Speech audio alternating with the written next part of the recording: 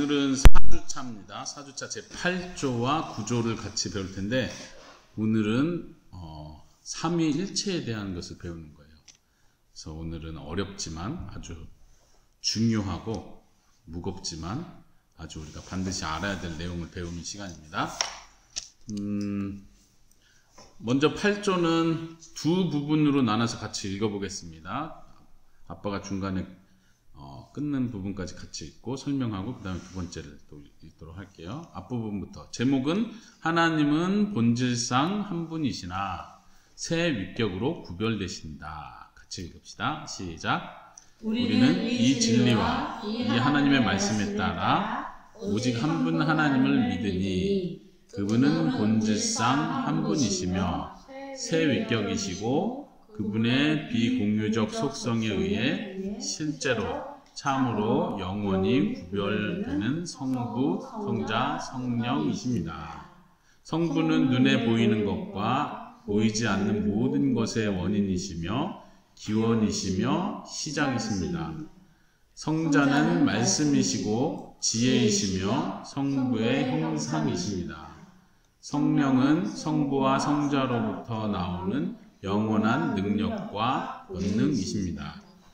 그럼에도 불구하고 하나님은 이 구별에 의하여 셋으로 나누지 않으시는데, 왜냐하면 성경이 우리에게 성부, 성자, 성령이 각각 그 인격을 가진 존재로 각자의 구별된 특성으로 구분되어짐에도 불구하고 이 세 위격이 오직 한 분 하나님임을 가르치기 때문입니다. 네, 여기까지. 자,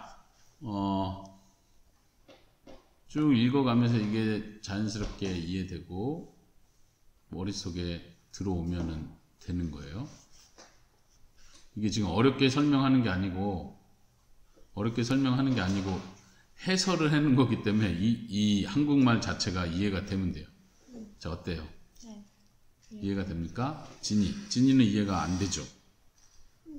그래도 아빠하고 몇 번 삼위일체 하나님에 대해서 배웠었는데 무슨 말인지 이해될 것 같아요?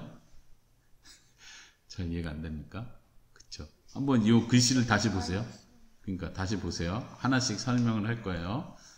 먼저 제목을 보시면 하나님은 본질상 한 분이시나 새 위격으로 구별되신다 이렇게 써요.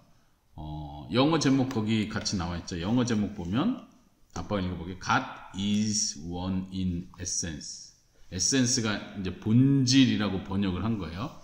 가장 중요한 거. 하나님 되심이라고 표현할 수 있어요. 이것은 하나님이 아니고 이것은 하나님이 아닌데 이것은 하나님이다 라고 말할 수 있는 그 핵심. 그걸 에센스, 본질이라고 표현했어요. 하나님은 본질 안에서 하나이시다 이렇게 표현한 거예요. 그리고 그 옆에 yet, 그러나 distinguished in three persons. 그러나 구별되신다. distinguished. 구별되시는데 세 분의 persons. 이제 이 단어 자체는 이제 라틴어에서 온 단어인데 여기서 이제 우리가 위격이라고 번역한 거예요. 영어로 하면은 그냥 사람 이렇게 번역되는데 사람이란 뜻이 아니라 어떤 지위를 가리키는 하나의 개체를 가리키는 의미로서 세 분 이렇게 번역할 수 있어요. 세 위격에서는 구별되신다 이 표현이에요. 이제 삼위일체를 이해하는 가장 중요한 표현이에요. 다시 한번 하나님은 어떻게 하나시라고요? 한 분이시다. 어떻게? 본질에 있어서 하나님이시라는 그 본질에 있어서는 한 분이신 거예요. 그래서 우리는 한 분 하나님을 믿습니다. 이렇게 표현합니다. 우리 성부, 성자, 성령 세 분을 믿으니까 우리 세 분 하나님을 믿는 거 아니에요? 이렇게 말하지 않는다는 거예요. 성부, 성자, 성령, 하나님 아버지, 아들 예수님, 그리고 성령님 세 분이잖아요. 우리 세 분을 다 믿죠?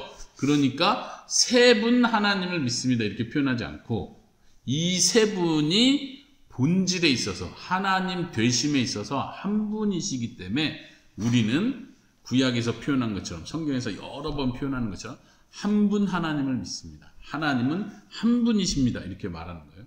그런데 그 한 분 하나님이 여기서 표현한 것처럼 persons 새 위격으로 구별되십니다. 이렇게 표현합니다. 이걸 기억하세요. 하나님은 한 분이십니다. 그러나 세 위격으로 구별되십니다. 그럼 그 세 위격은 뭐를 말하는 거죠? 여기서 표현한 것처럼 성부, 성자, 성령으로 구별되십니다. 이렇게 표현한 거예요. 여기까지 진이 이해돼요? 이제 어려운 단어 나서 본질이란 단어, 위격이란 단어, 이것만 좀 머릿속에 개념을 좀 잡으면 돼요. 자, 거기 설명한 걸 다시 한번 보세요. 구별된다는 표현 뒤에 성부에 대해서, 성자에 대해서, 성령님에 대해서 조금씩 표현해 놨어요. 한번 보세요. 여기 보세요. 다 내용을. 성부는 어떤 분이시라고요? 어떻게 표현했어요? 눈에 보이는 것과 보이지 않는 것의 모든 것의 원인, 또 기원, 또 시작이시다. 그러니까 성부를 우리가 그렇게 이해를 하는 거예요. 물론 이게 성부 하나님에 대해서 전체를 표현한 건 아니에요. 한 중요한 특징을 말하는 거죠. 하나님 아버지는 모든 것의 기원이시다. 모든 것이 하나님으로부터 나온다. 이렇게 표현하는 거예요. 그래서 우리가 심지어 예수님도, 성자도 하나님으로부터 나오셨다. 이렇게 표현하는 거예요. 낳으셨다. 하나님이 예수님을 낳으셨다. 이렇게 그래서 표현하는 거예요. 성자 예수님에 대해서는 예수님은 지혜이시고 말씀이시고 성부 하나님의 형상이십니다. 이건 이제 성경에 나온 표현을 그대로 한 거죠. 예수님은 우리가 잘 알고 있습니다. 예수님은 진이야? 예수님은 하나님이에요? 사람이에요? 하나님이죠. 그러면 예수님은 사람이에요? 아니에요? 사람이기도 하죠. 하나님이시면서 사람이죠. 절반만 하나님이고 절반만 사람이 아니라 100% 하나님이시면서 100% 사람이신 거죠. 우리 예수님 그렇게 믿습니다. 그 다음 뒤에 설명하는 거 성령님에 대해서는 성령님은 성부와 성자로부터 나오시는 분이십니다. 이렇게 표현해요. 그리고 이제 여기 표현해서 잘 보세요. 중요한 거는 능력과 권능입니다. 이렇게 표현했는데 오해하지 말아야 될 건 성령님은 그냥 에너지, 힘이구나 이렇게 생각하면 안 되고 인격체이시에요. 독립된 의지와 이성을 가지고 계신 한 분의 위격이시다. 그냥 단순히 힘이다 이렇게 이해하면 안 되는 거예요. 자, 그 다음 뒤에 보면은 그럼에도 불구하고 이 구별에 의해서 나눠지지는 않습니다. 그러니까 구별된다는 표현하고 나눠진다는 표현하고 이거를 구분을 해야 돼요. 이렇게 설명해 볼까요? 사람은 무엇으로 구성되어 있다고 했어요? 지난 시간에 영혼과 몸, 그렇죠? 영혼과 몸으로 구성되어 있어요. 그러면 사람은 영혼과 몸으로 구별할 수 있는 거예요. 영혼은 이 눈에 보이는 이거는 몸이에요. 이건 영혼이 아니죠? 구별되는 거예요. 영혼과 몸은 구별이 돼요. 그러면 영혼과 몸이 나눠져 있습니까? 어떻게 되는지 모르지만 영혼과 몸은 하나로 돼 있어요. 그렇죠? 그걸 나눠 딱 떼어낼 수는 없잖아요. 물론 우리가 뭐 무슨 귀신 영화나 이런 거 보면 영혼이 몸 밖으로 나와서 뭐 이런 거 하지만 사람이 본래 존재하는 존재 방식은 그게 아니라 구별되지만 나눠지지 않은 상태로 있는 거예요. 그게 하나의 사람이죠. 사람. 하나님을 이해할 때도 그런 거예요. 세 분으로 구별은 되지만 구별되니까 세 분이네 하고 나눠지는 게 아니에요. 나눠지면 어떻게 돼요? 이단이 되는 거예요. 나눠지면 세 신을 믿는다. 삼신론을 말하는 이단이 되는 거예요. 나눠지지 않는다. 이걸 중요하게 생각하시기 바랍니다. 그러면 죽어도 영혼은 계속 있는 거예요? 사람은 다르죠. 사람은 죽을 때는 영혼과 몸이 나눠진다고 성경이 말해요. 하나님은 나눠질 수 없으면 사람은 죽는 순간 육체가 죽기 때문에 말 그대로 나눠지는 거죠. 그때는. 네, 그 뒤에 읽었던 구절을 더 볼게요. 나눠지지 않는데 왜냐하면 성부, 성자, 성령이 각각 그 인격을 가진 존재로서 이게 중요한 표현이에요. 각각 그 인격을 가진 존재예요. 성령님도 각자의 구별된 특성으로 구분되어짐에도 불구하고 이 세 위격이 오직 한 분 하나님임을 가리킵니다. 그러니까 나눠지지 않는다는 얘기예요. 이게 이제 삼위일체라는 표현을 이렇게 잘 설명을 해놓은 거예요.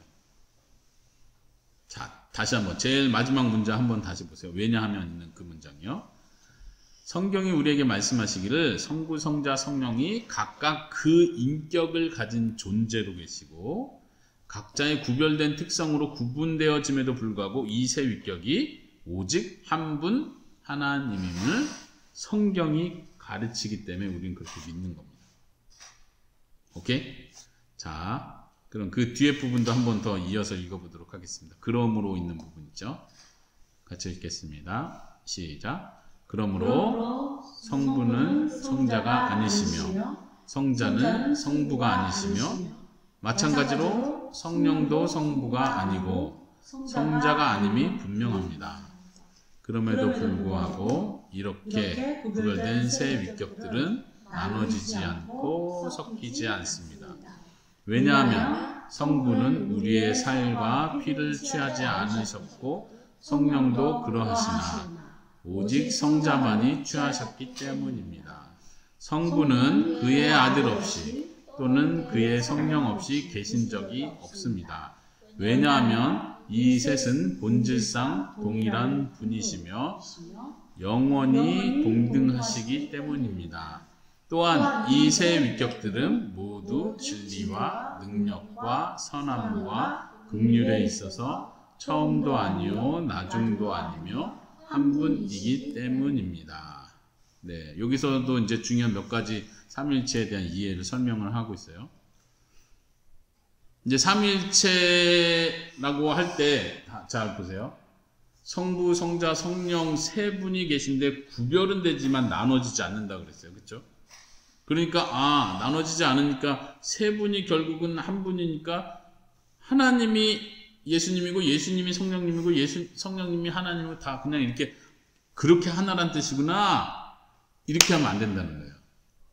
이렇게 하면 그래서 여기가 설명해요. 성부는 성자가 아니에요. 구별된 독립된 인격이다 이 말이죠. 존재시다 이 말이에요. 성자는 성부가 아니고 성령도 성부가 아닙니다. 계속 이 세 분이 그런 의미에서 독립되어 있다는 거예요. 이게 중요한 표현이에요. 삼일체를 설명할 때 이렇게 이해하는 게 굉장히 중요해요. 예수님이 하나님이 아니구나. 하나님 아버지가 성령님과 똑같은 게 아니구나. 같은 분을 말한 게 아니라 독립된 구별되신 분이구나. 이렇게 이해합니다. 그렇지만 나눠지지 않는다. 그 다음에 그 아래 표현하는 건 뭐예요? 이 세 위격이 세 분이 나눠지지도 않고 또 하나 섞이지도 않습니다. 이렇게 짬뽕대에서 마치 찰흙을 이렇게 뭉쳐가지고 세 가지의 색깔 찰흙이 있어요. 빨간색, 노란색, 초록색. 이게 세 분이신데 이게 하나니까 찰흙을 마치 이렇게 섞어가지고 쫙쫙 주무르니까 한 분이네 이렇게 해서 섞이는 게 아니라는 거예요. 하나님이 그렇게 섞이시는 분이 아니라는 거예요. 오케이? 자, 그리고 중요한 표현이 있어요. 성부 하나님과 성령 하나님은 육체가 없으십니다. 거기서 표현하는 거예요. 살과 피를 취하지 않으셨다. 그러나 예수님 성자만 육체를 취하셨습니다. 이게 구별되는 점이에요.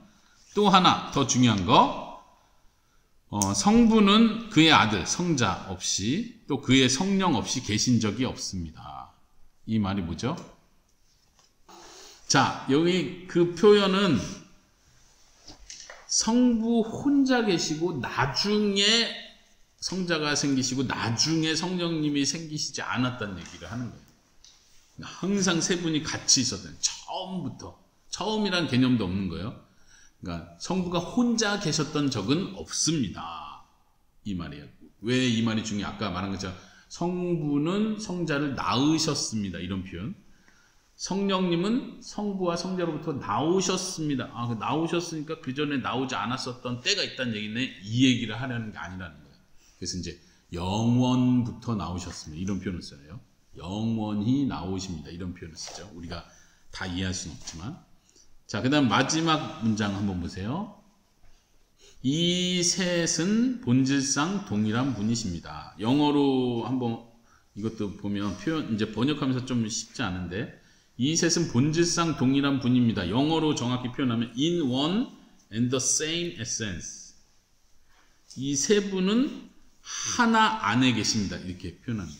하나 안에 계십니다. 한 분이십니다. 이렇게 번역할 수 있죠. 그리고 same essence, 동일한 본질, 이렇게 번역을 해야 되죠. 동일한 본질 안에 세 분이 계십니다. 이렇게 표현하는 거예요. 그 다음에 영원히 동등하십니다. 마지막 문장, 이 세 위격들은 모두 진리와 능력과 선함과 긍휼, 이것이 동등하신 분입니다. 이렇게 표현하는 거예요. 지금 번역을 좀 여기 나온 그대로 보면 좀 헷갈리고요. 다시, 세 위격은 진리가 동일하시고 능력이 동일하시고 선함이 동일하시고 긍휼에 있어서 동일하십니다. 이 말이에요. 그러니까 그래서 처음도 아니요 나중도 아니요 이렇게 번역을 했는데, 이 말은 무슨 말이냐면 말하자면 능력이 누가 제일 처음이고 능력이 누가 제일 마지막입니다. 이렇게 구분할 수 없다는 얘기를 합니다. 처음도 아니고 마지막도 아니란 말이. 누가 성부, 성자, 성령, 아버지, 예수님, 성령님 중에 누가 힘이 제일 세요? 그렇죠. 그게 아주 중요한 교리예요. 세 분이 동일하시다는 거예요. 아니 당연히 하나님 아버지가 제일 힘이 많은 거 아니었어요? 지혜는 누가 제일 많아요? 하나님 아버지 아니. 계속 이렇게 구분을 지을 수 없다는 얘기예요. 만약 이것이 구분 지어지면 본질이 동일하다고 말할 수 없는 거예요. 그건 본질이 다르신 세 분이 돼버립니다. 그 동시에. 그래서 아주 중요하고 어려운 부분이에요.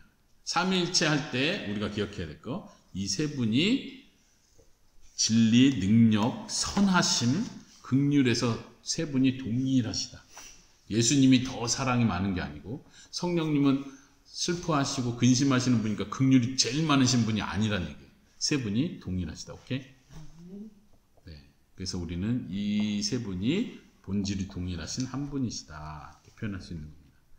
자, 여기까지가 8조였어요. 바로 9조로 넘어갈게요. 9조는 이제 삼위일체에 대한 성경의 증거들, 성경적 근거들을 좀 설명을 하는 거예요. 이거는 같이 읽지 않고 아빠가 쭉 기니까 2페이지에 걸쳐서 나오는데 기니까 아빠가 쭉 읽어가면서 같이 설명을 할 거예요.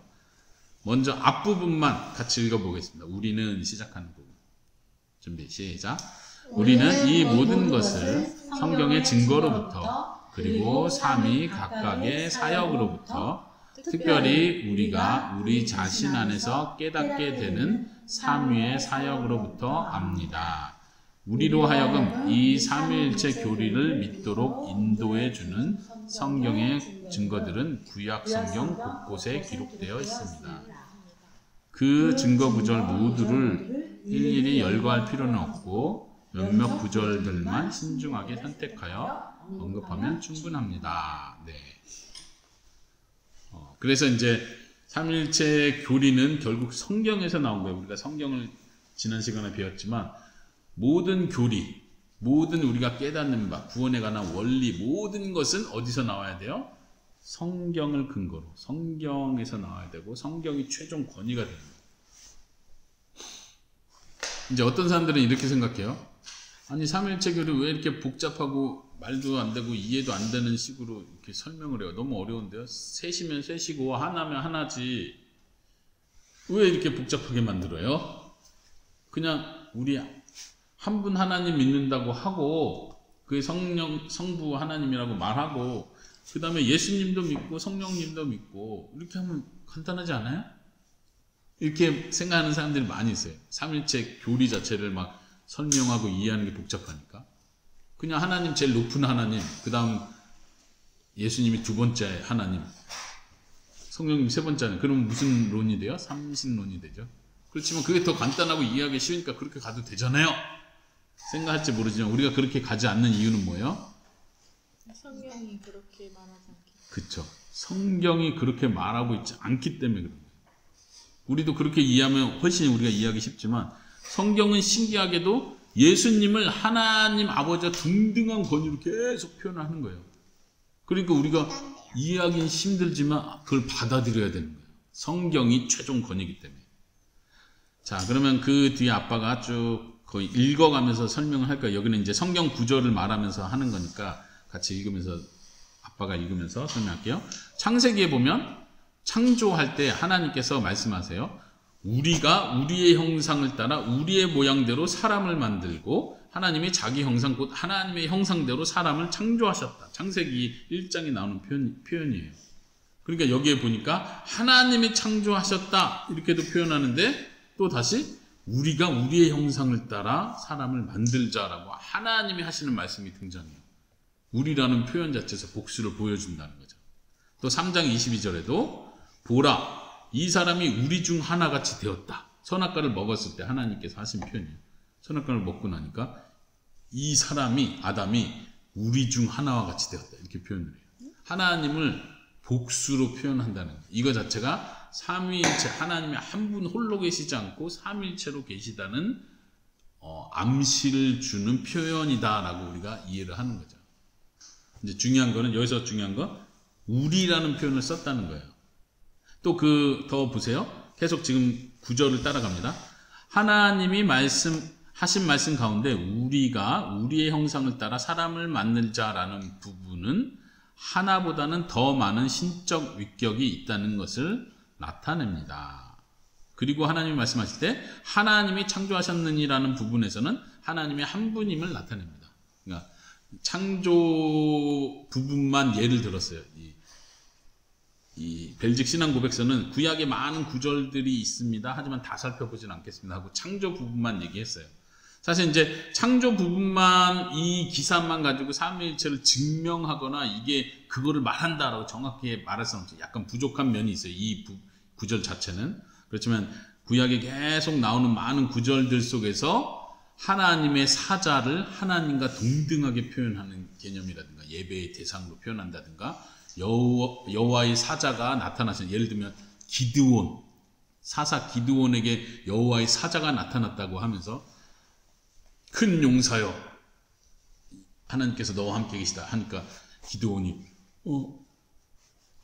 주님이 함께 계시면 왜 우리가 이런 어려움에 있습니까? 했더니 여호와의 사자가 또 너를 구원자로 보낸다 이런 표현을 막 하거든요.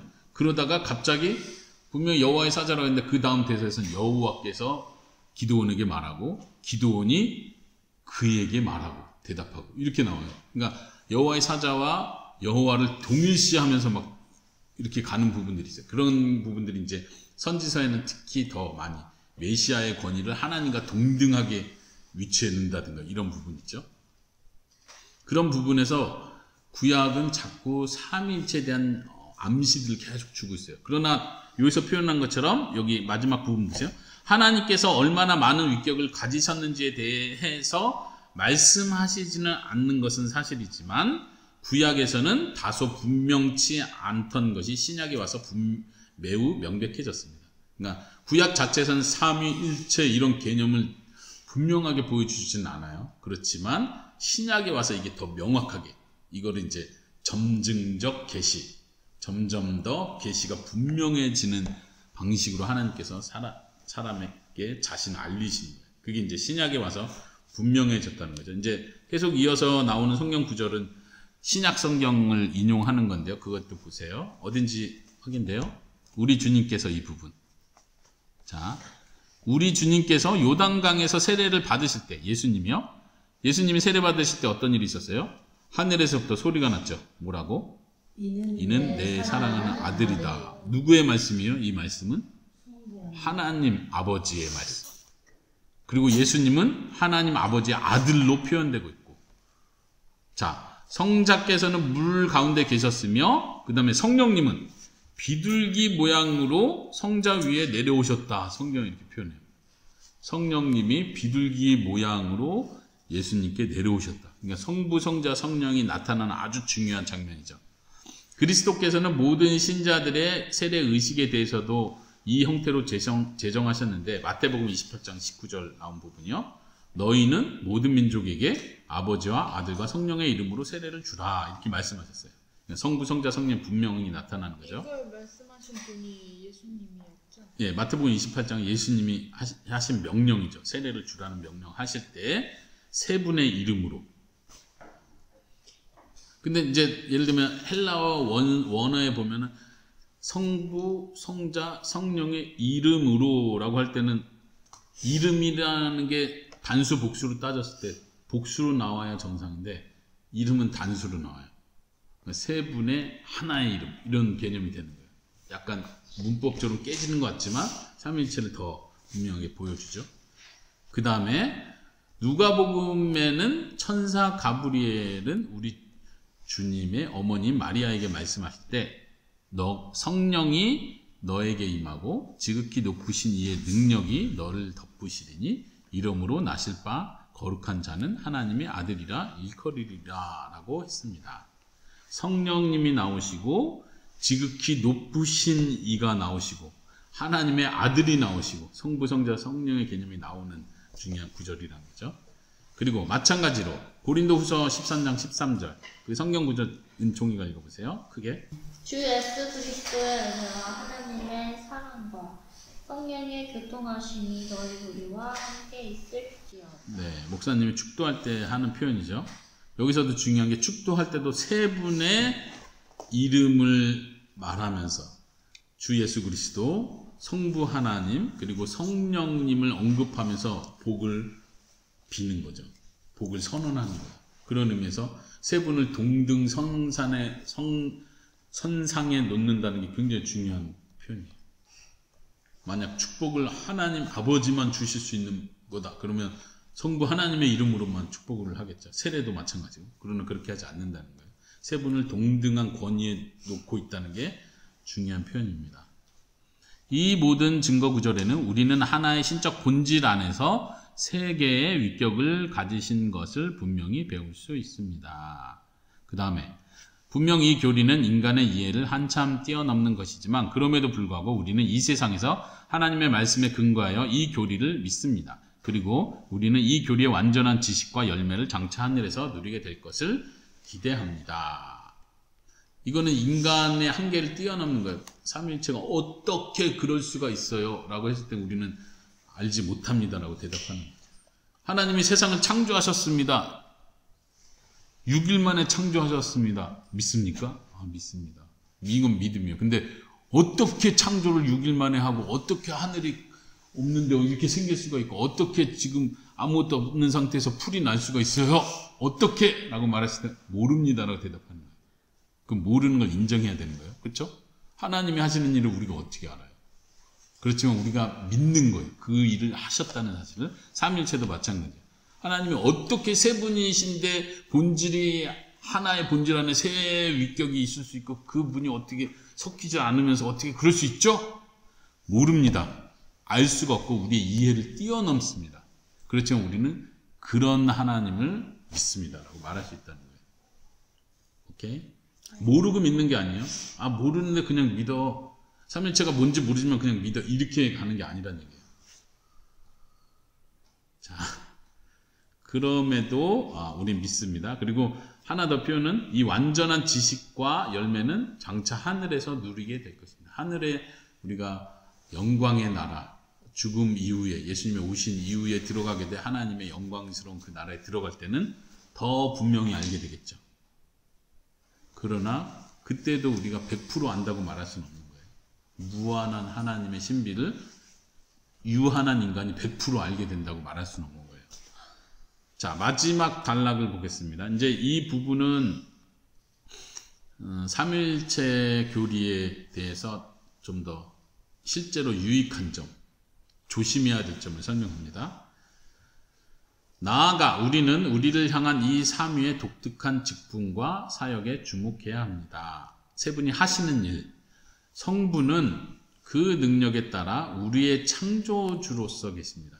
창조주라고 할 때 특별히 성부 하나님께 그 사역의 독특성을 부여하는 거예요. 성자 예수님은 그분의 피로 말미암아 우리의 구원자와 구속주가 되십니다. 이제 피로 말미암아라는 표현이 예수님이 특별히 사람이시라는 걸 말하는 거죠. 십자가에서 죽으신 분은 누구예요? 예수님이에요. 성부 하나님도 십자가에서 죽으셨다고 말할 수 있나요? 성부 하나님이 우리를 위해서 죽으셨으면 이렇게 말할 수 있나요? 그렇게 말하면 안 되는 거예요. 아까 말한 대로 삼위일체를 섞어버리는 게 되는 거예요. 이렇게 이해하지 말라는 거예요. 성부는 성자가 아니십니다. 이렇게 표현했기 때문에. 그래서 이거는 독특하게 예수님만 하신 일이에요. 십자가에서 죽으신 일은. 또 성령님은요. 성령님은 우리 안에 내주하심으로 우리의 성화주로 불리십니다. 성화주라는 단어는 거룩하게, 거룩하게 만드시는 분. 그 거룩하게 만드시는 역할의 중심적인 역할을 성령님이 하신다. 이렇게 이해합니다. 그래서 성부, 성자, 성령님의 각자의 하시는 독특한 사역들을 이해하는 것은 우리의 구원을 이해하고 우리가 더 깊이 하나님이 하시는 일을 이해하는 데 아주 필수적인 거예요. 그렇죠? 그래서 처음에 삼위일체를 잘 모를 때는 그냥 하나님이 하셨습니다. 하나님이 하셨습니다. 하나님이 이런 일을 원하십니다. 뭐 여러 가지 표현할 수 있지만 우리가 성령을 더 배워갈수록 성부, 성자, 성령을 구분해 가면서 성부의 역할과 성령님의 역할이 어떻게 구분되는지를 이해하고 배워가는 건 우리에게 큰 기쁨과 확신을 줍니다. 자, 그 다음에 이제 마지막 뒷부분은 이단과 관련된 거예요. 이 삼위일체 교리를 왜곡해오고 여기서부터 이단들이 많이 나왔었는데 왜곡하는 이단들이 거기에 대한 몇 가지 언급을 합니다. 자, 삼위일체 교리는 사도시대 이후부터 오늘에 이르기까지 유대주의, 이슬람, 거짓 그리스도인들과 이단들. 자, 유대주의, 이슬람은 삼위일체를 믿어야 안 믿어요? 안 믿죠. 어떻게 하나님을 믿나요? 유대교와 이슬람은 어떻게 믿어요? 성부 하나님을 믿어요. 성부 하나님만 믿어요. 구약의 표현, 하나님은 한 분이시다. 이것만 믿어서 그러니까 말 그대로 일신론을 믿는 거예요. 일신. 그냥 하나님은 무조건 한 분이에요. 그러니까 예수님도 신이 아니고 성령님도 신이 아닌 거예요. 여기는. 이슬람은 알라라고 표현하죠.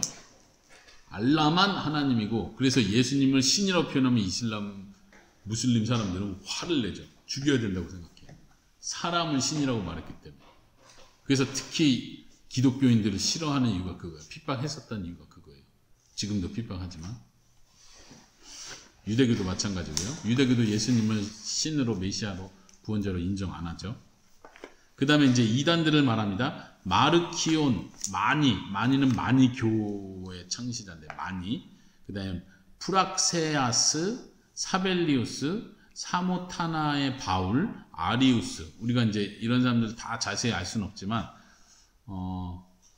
삼위일체 교리의 중요한 이단들 몇 가지를 말해요. 아까 일신론. 그 다음에 반대는 뭐냐면 삼신론이에요. 신이 세 분이시다. 오늘날 신이 세 분이시다 믿는 이단이 있어요. 오늘날 몰몬교. 몰몬교도 그런 게 있어요. 몰몬교는 이걸 독립되게 띄어서 이해를 하고 있어요. 그러니까 세 분 하나님, 삼일체 하나님 믿는 게 아니고 그냥 세 분의 하나님을 그냥 인정하는 거죠. 몰몬교는. 그 다음에 이제 좀 어려운 표현인데 양태론과 양자론이 있어요. 이걸 설명할게요. 이제 마지막입니다, 여러분들 집중해 주세요. 양태론과 양자론 따라해 봅시다. 양태론, 양자론. 양태는 뭘까요? 양은 이제 모양 할 때 양, 태, 형태할 때 태. 그러니까 하나님이 여러 모양으로 바뀌신다 이 표현이에요. 양태론은 하나님이 바뀌어요. 어떻게 바뀌어요? 구약에서는 하나님 아버지였어요. 근데 신약에 와서 예수님으로 내려오신 그 하나님 아버지가 내려왔다는 거예요. 그래서 예수님이라고 이름이 붙여졌다는 거예요. 근데 예수님이 다시 올라가셔서 성령님으로 변해서 형태가 변해서 성령님으로 내려오셨다는 거예요. 그러니까 양태로는 모양이 변한다. 역할이 바뀐다. 이런 의미예요. 아빠가 교회에서는 목사님이고 집에 가면 아빠고 부인하고 엄마고 있을 때는 남편이고 맞네. 아빠는 한 분이지만 한 분이신데 세 분이시네. 이렇게 이해를 하는 거예요. 하나님을. 그게 이단이에요. 그게 이단이에요. 여기서 이제 나왔던 사람 중에서는 양태로는 프락세아스, 사벨리우스 거기 나왔죠. 프락세아스, 사벨리우스는 양태론을 주장했어요. 이단이에요. 그러니까 삼일체를 잘못 가리키거나 이해할 때 이렇게 이해할 수 있다는 거예요. 이건 교회 역사에서부터 계속 이런 싸움들이 있었어요. 또 하나는 양자론. 양자는 뭐예요? 진이야? 입양한다 할 때 그 양자예요. 예수님이 양자가 되셨다 이 표현이에요. 이건 뭐냐면 예수님은 본래 신이 아니었는데 하나님이 아들로 삼아 주셔서 신처럼 됐다는 거예요. 그러니까 예수님의 신성을 인정하는 것 같긴 한데 아까 우리 배웠던 것 중에 예수님이 처음에는 없었을 때가 있는 거예요. 하나님 혼자 있었는데 나중에 예수님이 양자가 되면서 신이 됐다는 거예요. 그러니까 마치 삼위일체를 인정하는 것 같지만, 신성을 인정하는 것 같지만 사실은 인정하는 게 아닌 거예요. 사람인데 신격화됐다라고 말하는 거예요. 이거를 주장했던 사람들이 사모타나의 바울, 거기 써있죠. 그 다음에 아리우스, 여기가 이제 양자론. 여기 성경의 바울이 아니고 이 사모타나라는 지역, 이 지역의 바울을 말하는 거예요. 이름이. 그리고 아리우스. 오늘날은 이렇게 믿는 이단은 오늘날 누가 있을까요? 여호와 증인. 여호와 증인은 이렇게 믿죠. 자, 양태론과 양자론 이해됐습니까? 양태는 뭐라고요? 형태가 바뀐다. 하나님이 아버지였다, 예수님이었다, 성령님이었다 이렇게 바뀌어서 표현된 것 뿐이다. 그래서 세 분 자체 독립된 분이 아니라 한 분이신데 그렇게 세 분으로 표현된 거다. 양자론은 뭐라고요? 특히 예수님과 연관해서 예수님이 피조물이 되는 거예요. 그러니까 예수님도 피조된 거예요. 하나님은 창조자고 예수님 피조돼서 완벽한 삶을 사신 거룩하신 분이셔서 하나님의 아들로 양자로 입양되셨다. 예수님을 높이는 것 같지만 하나님하고는 분명히 딱 선을 긋는 거예요. 하나님이 제일 높은 거 예수님 그 아래인 거예요. 무조건. 이런 이단 조심해야 됩니다. 우리는 이걸 구분하면서 믿으면 되겠죠. 그리고 마지막에 나온 뒷부분에 나온 부분요. 그러므로 우리는 이 교리에 관한 새 신경, 이 교리를 잘 정리해 놓은 신경이 있어요. 그게 뭐냐면 사도신경. 사도신경 다 알죠? 우리가 주일에 고백한 거예요. 사도신경. 그 다음에 중요한 건 니케아 신경, 아타나시우스 신경. 이거는 특히 니케아 신경, 아타나시우스 신경은 삼위일체 교리 논쟁이 많을 때 딱 이렇게 우리가 이걸 믿는다고 딱 정해놓은 신조예요. 그러니까 이거는 뭐 지금 다 살펴보진 않겠지만 뭐 길지 않아요. 삼위일체 교리에 대해서 우리가 오늘 배웠던 내용들을 여러 가지 표현으로 잘 정리해놓은 한 페이지 정도 분량에 딱 정리된 신경이라고 생각하면 돼요. 이제 아빠가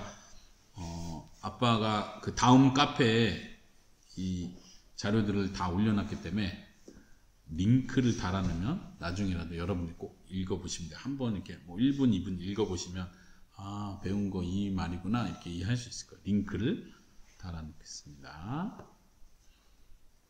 마지막 또한 이 신조들에 일치하는 것으로서 고대 교부들이 동의한 신조들도 받아들입니다.